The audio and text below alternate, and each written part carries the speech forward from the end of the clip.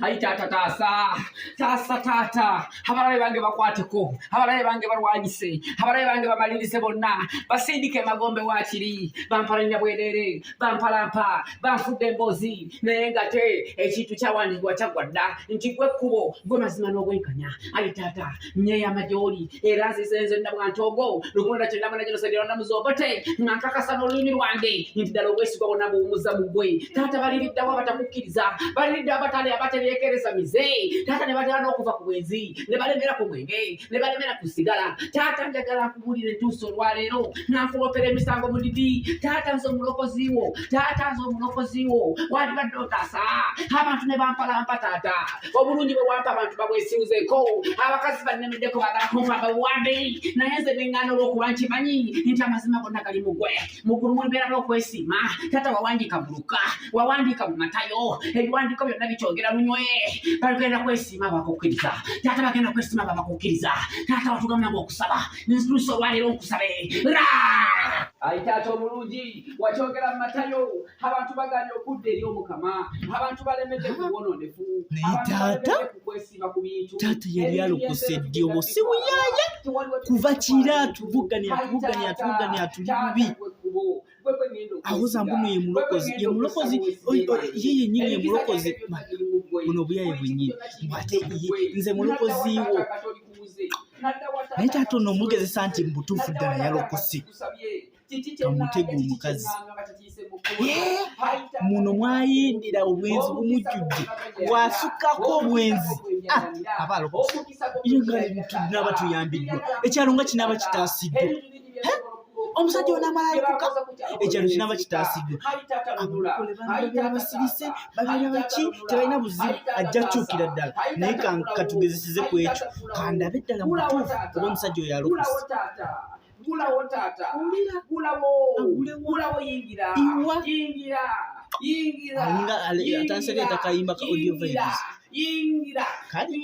tato jagala mbitereze bulungi jagala hips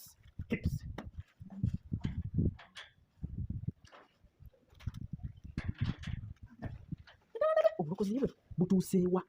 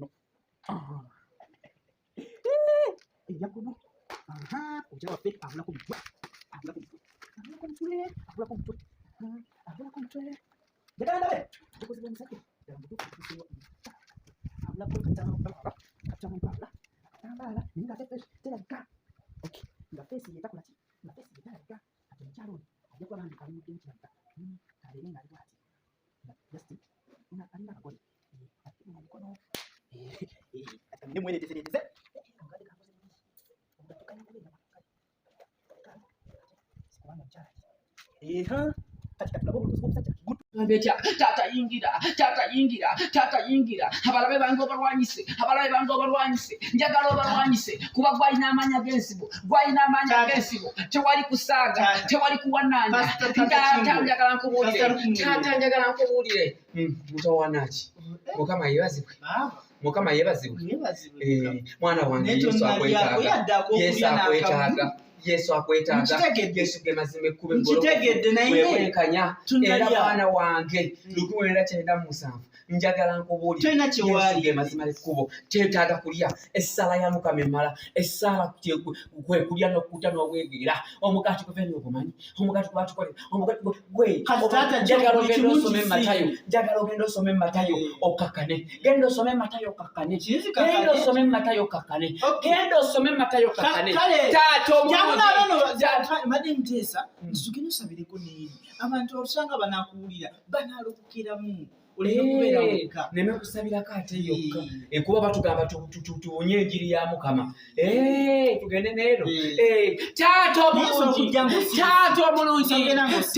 omulungi nkulopera balabe bange saasira abalwadde abalwadde abali ku bitanda abalwadde basaasiro bajjeyo basaasiro bakendereze ku bisibu byabwe bakendereze taata emizembi bigivunya amawanga amawanga bonna emizembi bigivunya amawanga taata saasira tugenda nti nga tutuwunya enjiri naye nze mbadde ngamba osooka osabire wano oba kankusange wano kansoke ng'endiko wali eri soke nfuyiseemu nsabireko wano nsigira osabirako awo taata omulungi abeeno n'abeeri bonna otunulayo okwo abeeri ne bawunya n'abeeno bonna taata omulungi kulajanira iti nz'omuweerezaawo nz'atuuse wagamba tubunye enjiri taata n'ogamba tubunye enjiri baliriddawa abajeemu taata omulungi nyabo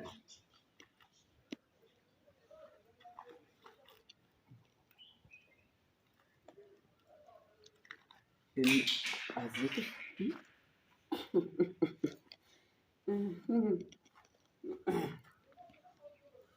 owange musabi munnange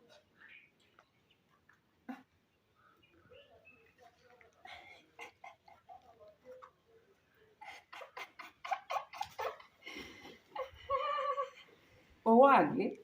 ati nange omwana yanzunza ate mbadde nsabire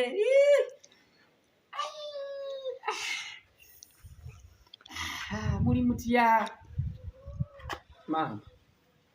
munange ononsonyiwa embeera gye nzigiddemu si ya mulembe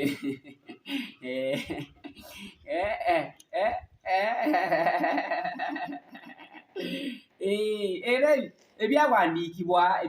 bibeerawo ate njagala kakasa nze ndi muwuulu ate bwe mba ntandise enjiri n'okkiriza n'onfumbirwa ebintu byonna bigenda kutereera kubanga pasita waawa abulwako omuntu abudaabuda waawa era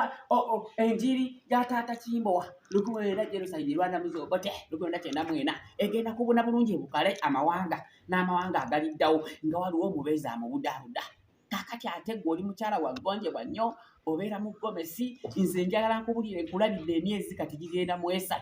tewali muntu akuwunyamu nkulabidde emyezi gigenda mu 3 tewali muntu akuwunyamu nange nno neekumi emyaka wagenda 15 okuva maama w'oyo omwana bwe yagenda nembeera mu mbeera bwete ey'obuyinike naye ne ngamba leka ngume olunaku luli kyawange najja kalaba mukama katonda wandabikidde mukama yandabikidde ekiro sawa zabadde nga 9 n'ekitundu nangamba ojja kuba otambuza enjiri ogwe ku muntu omuntu asobola okutwala n'akubudaabuda n'akumalako ebizibu ebizibu binzijjudde okuva naye mwaka gwa 1999 naye ne ngamba lwaki nedda katawange 1999 nangamba ojja kufuna omubeezi ddala owuwo teraba nkudde ku mukyala ataddemu mugomesi omukyala w'ejjonjebwa omukyala yebivirideko bulungi akolesa omukyala tayagala kuswalaswala omukyala omulungi aninzidde ali ku lubalama ng'ekyennyanja nagamba agenda kunninda era lwakyayekera omuna ajja kunninda ogenda kuntwala bitibwe bitongole njagala nkubulire nze mbaza enjiri era nsuubira enjiri yange ogisiimye era njagala nkubulire nkusiimye era ne balirwana bakusiimye nakulaba emyezi 3 nenkusiima n'omwaka gwennyanja nja kukusiima nebbukadde tujja kubeera ffenna era nkusiime tewali kuwananyadde okubuuza maama munnange nyigayo akagambo maama owaayi ate era olaba oba osirise kiba kitegeeza osiimye lukubeera genocide erwanamu omwana oba ngambye atya okujja eno nkwataako nno owange maama ngamba maama ono nyabo owange nyabo gundi kati enjiri mpulidde we mwetuli taata omulungi sumulula amafuta taata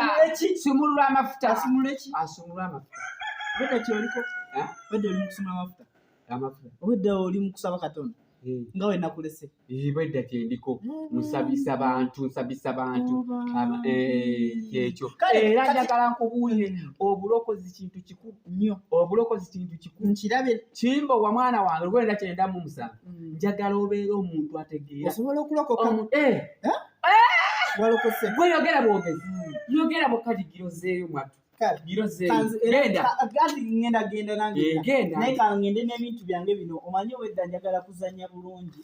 naye ate nga bino ebintu bikyannemesezza kati era kankuleko otambuza enjiri okusinzira ku kyendabi walokokedde ddala mu ndokoka buli omu gy'abadde asuubira. Buli omu yadde akisuubira endokoka gy'olokoseemu. Kati kantwale ebintu byange bino. Ebisigadde kanzigende bingi. Kanzigende bingi.